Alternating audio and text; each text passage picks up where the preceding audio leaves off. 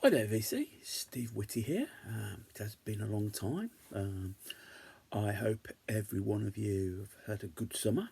I suppose for me, it's getting back into time where it's dark in the mornings, getting dark in the evenings. It's VC recording season, I suppose. um, Before I go on about video, I want to give a big shout out to Rob Walker. He did a video on Wednesday, giving his thoughts about the state of the VC. But he did give a shout out to a few channels who he thought should have more subscribers, and he included mine. And so I do appreciate it. And he sent me, when I replied to him, he sent me a nice message back. Yes, well, Rob, certainly if we don't meet up this year, maybe we'll have a chance to meet up next year.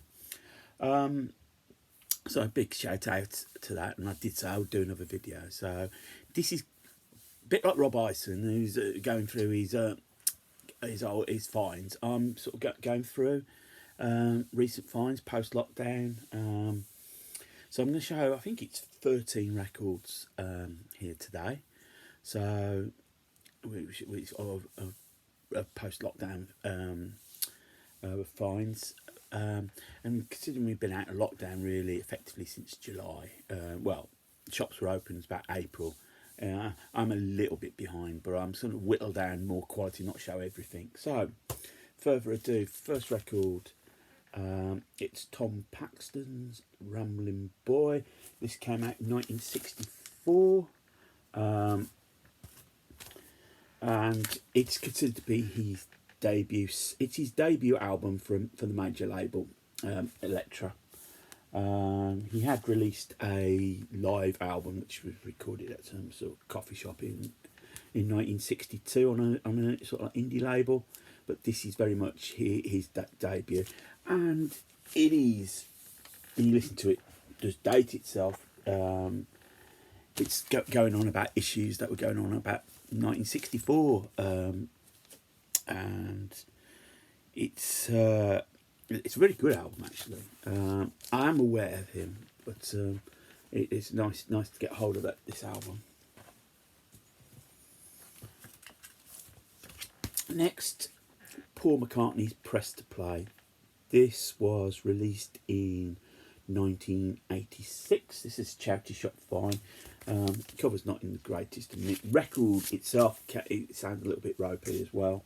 I have given it a clean, but this McCartney was at a bit of I wouldn't say crossroads.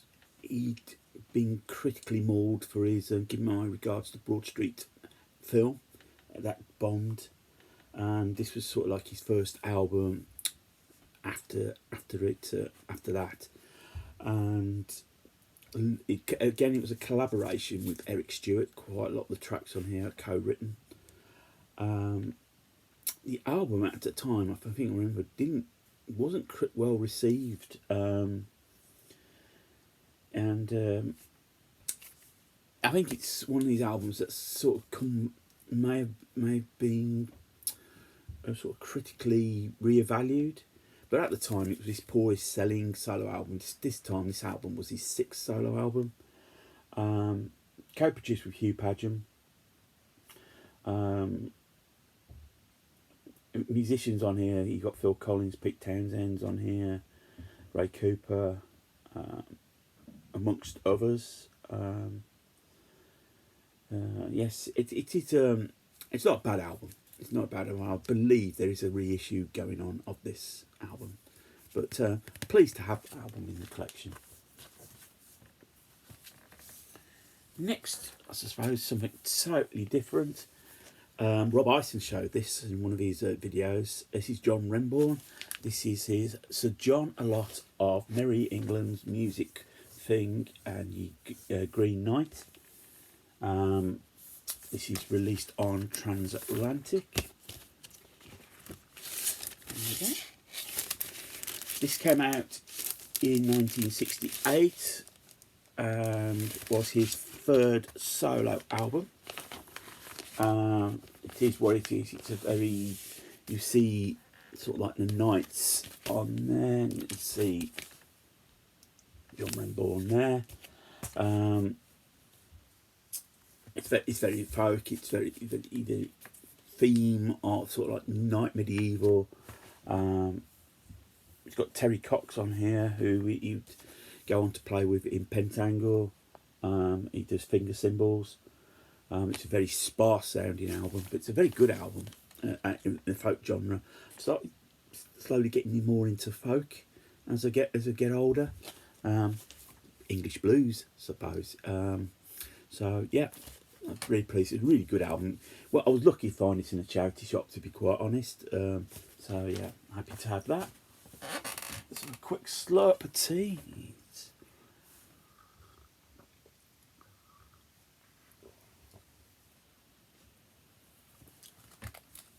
Next up, this is Procol Harum, their self-titled debut album, released in 1967.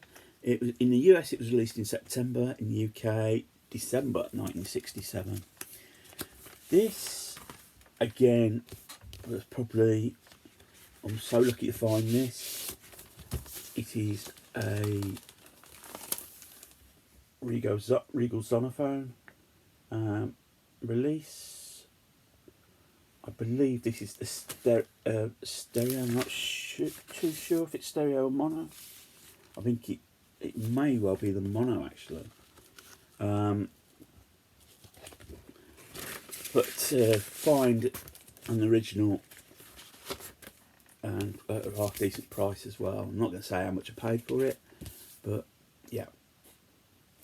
Procol Harum, we're coming off the back of Whiter Shade of Pale, which is not on the UK album. Conquistador opens the album, and it's probably the best known track on here. It carries on that sort of like psych, almost early prog, and it says on the album to be listened into the spirit in which it was made. And yes, I think that's the thing. You've got to listen to. If you're expecting an album full of Whiter Shade of Pale, it's I think you're going to be disappointed. Mostly written by Gary Booker and Keith Reid, who supplied the lyrics. Matthew Fisher does write the Repentance Valpurgis, I think is how you pronounce it, track on the album. But dare I say, it's stoked to find it.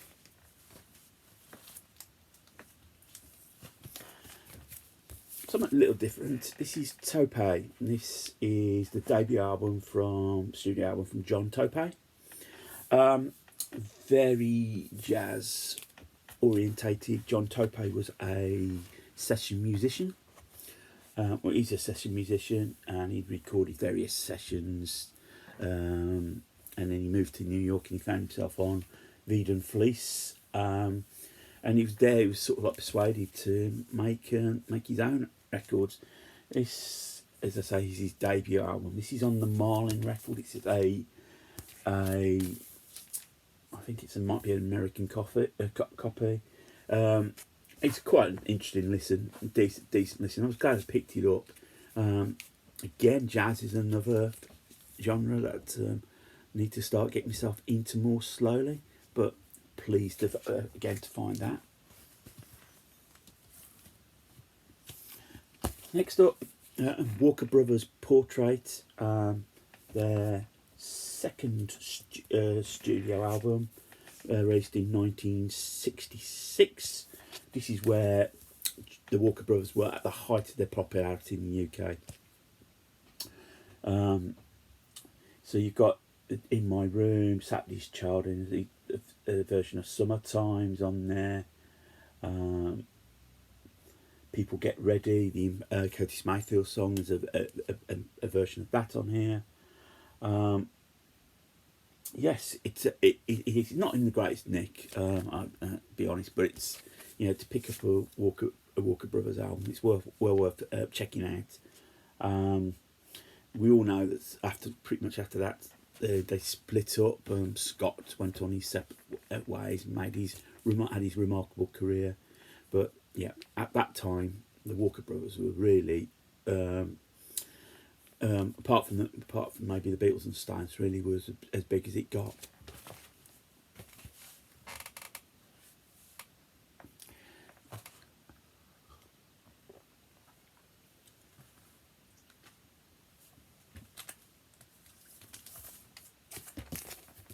Next up, America Hat Trick, their third studio album, released in 1973. And on listening to this, I think, reflection, the songs aren't quite there. It was self-produced. There was no real hit singles on that album. And it was the first album of theirs that didn't reach gold in the US, and I think it's down to the quality of the songs. The songs aren't quite there. I think next album, I think Holiday, they got a producing. They went to London and produced with George Martin, and I think that was more successful. He developed, got them to develop songs. I think the thing with America, when they have good songs, they're very instantly memorable. It's a bit too early in the morning, I think. But yeah, great, good, not a bad album, but it's not there with their best. Next lot of albums found in charity shop. It's It's a load of Johnny Cash albums. So let's have a look here. This is Johnny Cash, and this is sings the Ballads of the True West, which came out in 1965. Love that fake moustache there. It is what it is. It's about cowboys. The Streets of Laredo is probably the song I knew well, best. But it's just really sort of songs. And I was looking at the back of the album. It's The Streets of Laredo is actually written by a Brit. It's a British tune, and it's basically, I'm reading off there, that originally it's supposed to be about a man who died of syphilis in a London hospital. Interesting. And I think it must have got added. Other songs must have been added. So yeah, it's all right. It's Johnny Cash, early Johnny Cash. I wasn't going to say no to it, and I've recently found a fair bit of it. So next. And I don't know whether you get away with the title now, but in 1966 he released Everybody Loves a Nut. This is more of a, fair to say, more of an album containing humorous novelty songs. And it is that. I think at this point Johnny Cash pretty much had carte blanche to release what he wanted. I think he was making 2 or 3 albums a year, and so in those times, yeah, he could get away with what he wanted. He was popular, hugely popular. I think when I was reading about him when he got kicked off, when he left Columbia in the States, the label, I think. Someone said, well, he practically made that label. So, next one. Anyway, hang on, I've picked up 2 there. This is Any Old Wind That Blows. I was forgetting the Queen metaphor. You can see the cover's not in the bestest shape. Released in 1973, produced by Larry Butler. It does a version of If I Have a Hammer on here. Refers to his religious roots with the final track, Welcome Back Jesus. There is one track on here, Country Trash. He would go on to re-record, and it would feature on American Free's Solitary Man. Yeah, so not a bad album. He's getting into the 70s phase there. It was all clean. It was all good. Got a comp here from 72. This is Understand Your Man. It was quite a popular song for him in in America. It's got here Orange Blossom specials on here, time and time again. A little bit of time. I want to go home. I've got Stripes.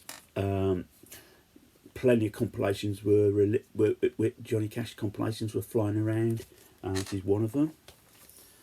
And the final Johnny Cash album I picked up, a thing called Love. Title track was a big hit single in the UK. He did have occasional hit singles. Ring of Fire, Boy Named Sue comes to mind. Say the well-known song, a thing called Love, the track on side one. Melva's Wine, I Promise You, Papa Was a Good Man, Mississippi Sand. Yes, it all seemed to be, in my opinion, I'm not that big a Johnny Cash aficionado, and so I'll pick up his records if they're floating around. But I enjoy it. It's well worth picking up. But if I see this 60s and 70s stuff, I'll give it a go. Final album in this batch, and I seem to be, after speaking about the move with James Griffiths, I've found a copy of the Vibrato Grade.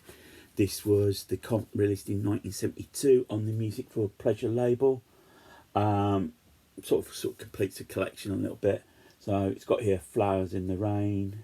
Here we go, Round the Lemon Tree, Vibrato Grade, Beautiful Daughter, Wild Tiger Woman, Blackberry Way, Curly, Omnibus, Walk Upon the Water, When Alice Comes Back to the Farm, Yellow Rainbow and Brontosaurus. So it sort of covers from all periods of the band. And a picture of an old-fashioned fire engine.